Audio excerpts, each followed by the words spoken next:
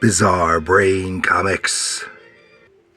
Oh, hello, my comic book friends, and welcome to Bizarre Brain Comics. I'm Gary, your host, and this is where I like to take a look at some older comics, talk a little bit about the characters and creators, and examine the stories and the art. This time, I want to take a look at this book here. This is Valentino, #1, from Renegade Press, by Jim Valentino from 1985. Yeah, Jim Valentino, and this is it's got a wraparound cover, so you can see it has people chasing him, and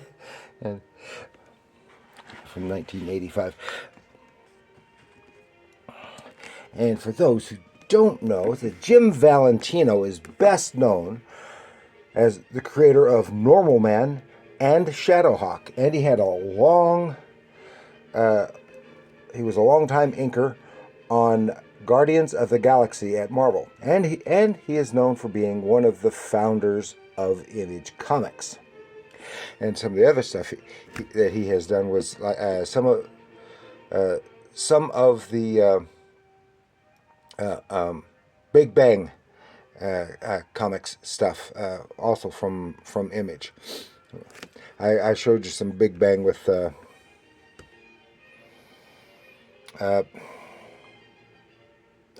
Thunder Girl, yeah, and they have a bunch of other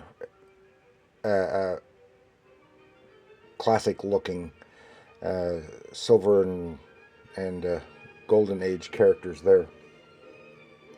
And he started in small press and in fandom, and then into the alternative publishers like Renegade Press, where he did Normal Man. Just a few months ago, I did an episode on Normal Man that he did, which was, of course, a normal person on a planet full of superheroes. He was the only normal person there.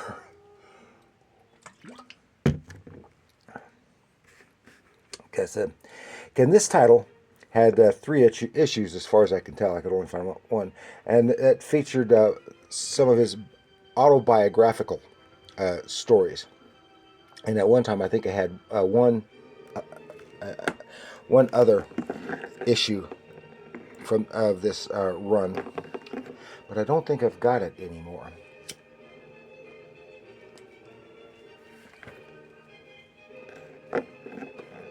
And Valentino here is using the same stylization, because he even appeared in Normal Man a couple times. He used the same stylization that he used in Normal Man, Bigfoot and three fingers instead of 4 fingers on the hands. And a very cartoonish style. And you can see, you may be able to see here, even as inking on, and so has a very nice thick and thin line. Nice variety of line weights on his work. So we'll just take a little look. This won't be too long, I don't think. No, here it starts going back to 1971. It's drafted when he was being drafted.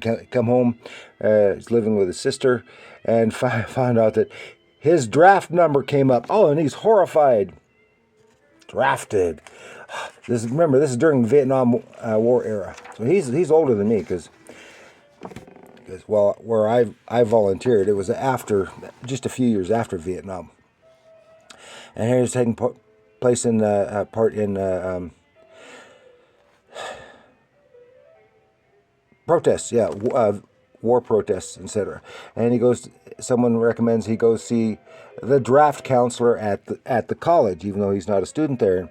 And he gets some stuff that, there are all kinds of ways to get out of being drafted, because he doesn't want to get drafted. He doesn't want to get sent to Vietnam.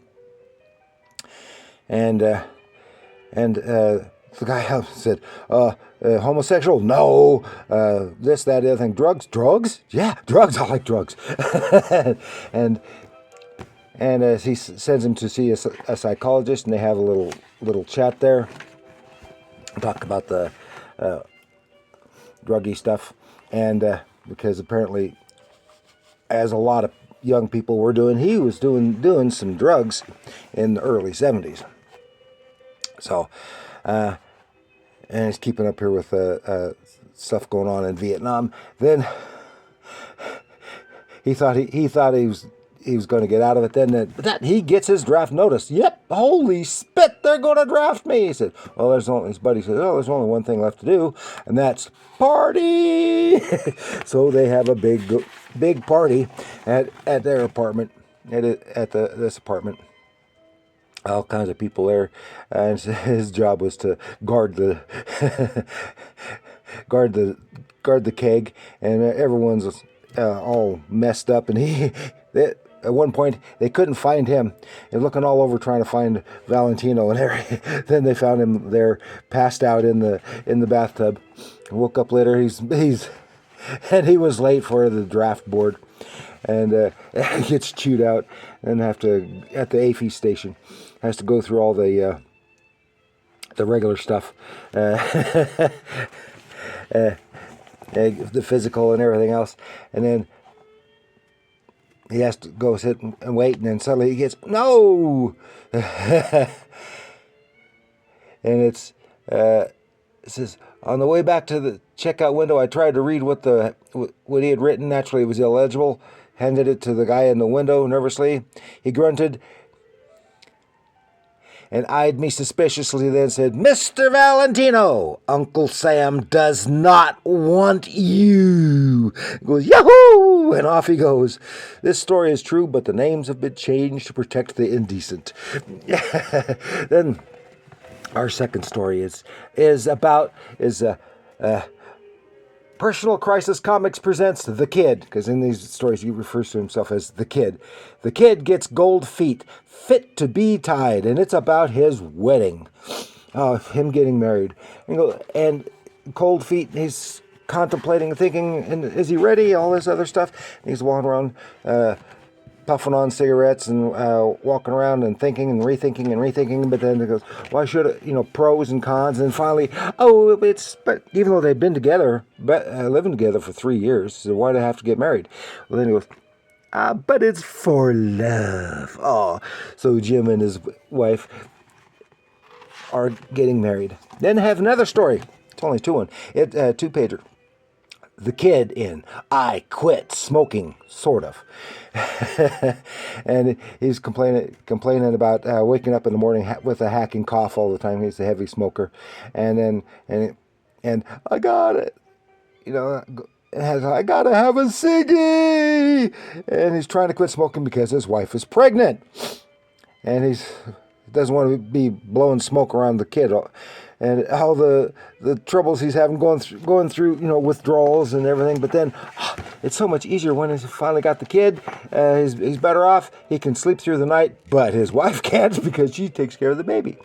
And then he mentions how he notices the smell of other people and all the cigarette smoke and how much it stinks. But he doesn't completely quit. Like when he's drinking or partying, something like that, he will still have a few cigarettes.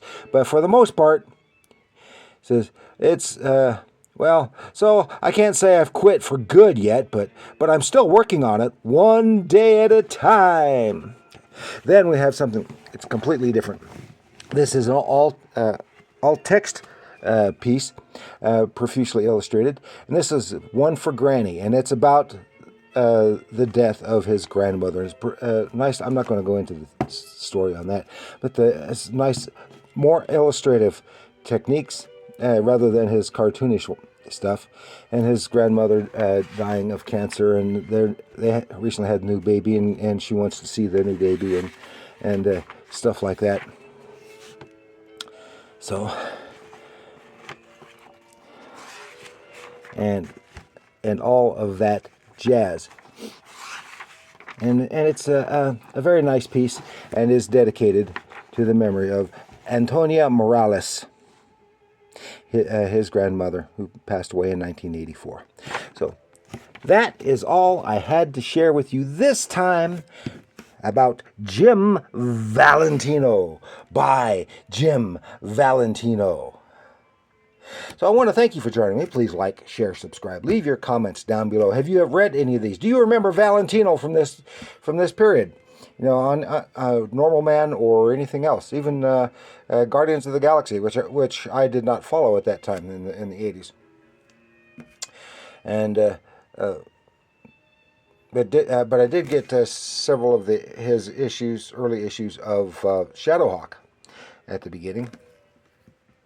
So let me know what you think of Valentino in general, and this book in particular, anything like that. And remember, comics are art.